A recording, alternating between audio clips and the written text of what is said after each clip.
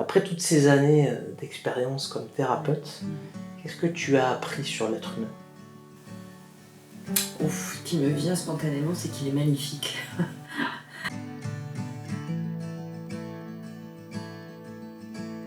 Je m'appelle Marie-Louise Baumer, je suis thérapeute et formatrice, et ce depuis maintenant 5 ans. Je suis dans la 5e année de mon activité, une activité que j'ai créée par passion, par chemin de vie chaotique, comme tout un chacun, rien de très original peut-être, mais voilà, l'envie de continuer à être utile aux autres d'une manière différente de ce que j'avais pu faire dans une première partie de carrière.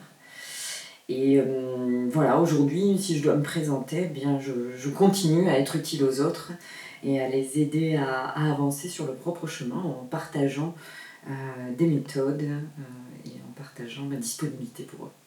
Je fais plusieurs choses, mais avec une base commune qui est celle de la pleine conscience. Donc on peut on nomme ça en général de la thérapie par la pleine conscience, basée sur la pleine conscience. Alors ça prend la forme souvent de méditation, c'est ce qu'on connaît le plus, mais ce n'est pas que ça.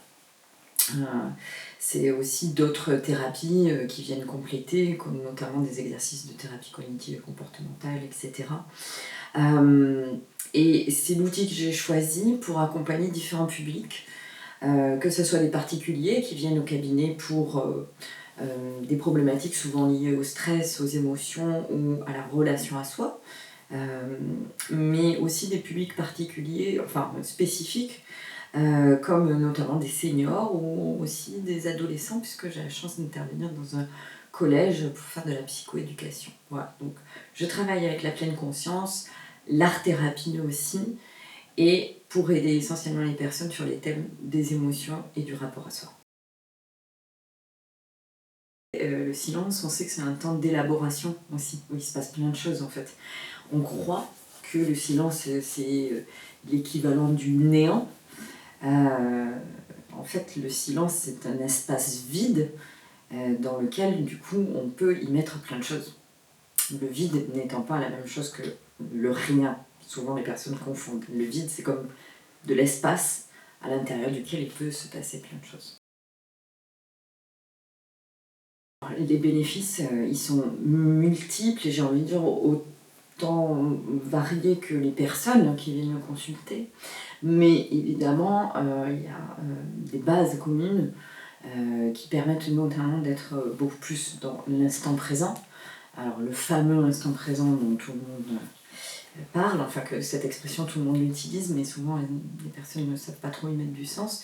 Nous on y met du sens, à savoir qu'on n'est pas dans le passé, on n'est pas dans le futur à projeter, à imaginer, on n'est pas dans le passé à ressasser, à regretter, on est maintenant et on est ici, c'est-à-dire qu'on n'est pas ailleurs, avec le souhait par exemple, le désir, en se disant que ça serait mieux si on était à tel endroit, ou si on était demain, etc. Donc c'est revenir au moment présent et donc apprécier, dans le sens évaluer le présent tel qu'il est. Ça amène quoi? Ça amène aussi des facultés plus importantes d'attention, de concentration. Du coup, les personnes, ça peut traiter concrètement des problèmes de mémoire, on est dans une grosse vague de TDAH en ce moment. Voilà, on est sursollicité, c'est ça le problème surtout.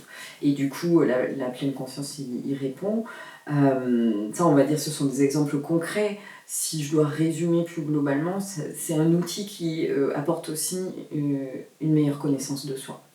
Vraiment, et ça de manière autonome. Le souhait, c'est de guider les personnes pour à un moment donné appliquer la méthode, mais toute seule chez elles, pour continuer à cheminer en fait. Dans notre culture, on survalorise effectivement l'intelligence rationnelle, logique, tout ce qui se passe au niveau du cognitif.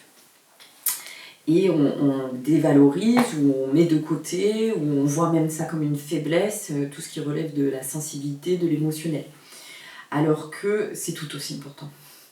Une véritable intelligence, ça va être une intelligence aussi qui est complétée par la case intelligence émotionnelle, parce que ressentir, c'est une autre façon de comprendre C'est pas une autre façon, c'est une façon complémentaire de comprendre une situation que par juste l'analyse intellectuelle.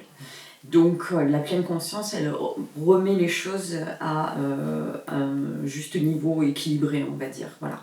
Et c'est surtout être capable, pleine conscience, ça veut dire je suis consciente de ce que je pense, de l'influence de mes pensées justement sur mes émotions aussi. Et donc je suis aussi consciente de ce que je ressens. Et je suis consciente du lien entre les deux, du lien de cause à effet peut-être. Et comment du coup je peux transformer ça. Voilà.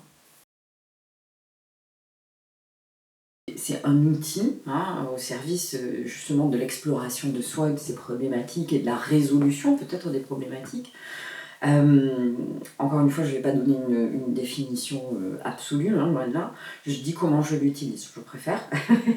Parce que je ne suis pas art-thérapeute, voilà, c'est pas mon... moi, ce que j'utilise, c'est le dessin ou l'écriture. Et ce que je trouve intéressant dans l'art-thérapie, c'est de pouvoir en fait extérioriser ce qui se passe en nous. Autant avec la pleine conscience, on va plonger à l'intérieur de soi, on va essayer de mettre de la clarté, de la clairvoyance, mais parfois quand c'est trop confus, trop agité, je trouve que c'est bien d'avoir un autre médium en fait, qui est celui de l'art, de l'expression en fait, expression, extérioriser la pression. Donc on va mettre sur papier ce qui nous traverse et du coup on va pouvoir le regarder avec plus de recul, plus de distance, observer avec plus de clairvoyance et du coup peut-être que le processus de transformation va être facilité. Un mot qui est sorti cette semaine et qui est très important pour moi de la part d'une personne, la paix intérieure, voilà. À défaut de pouvoir changer le monde extérieur, mais en tout cas je pense que la paix intérieure elle contribue à construire une paix extérieure.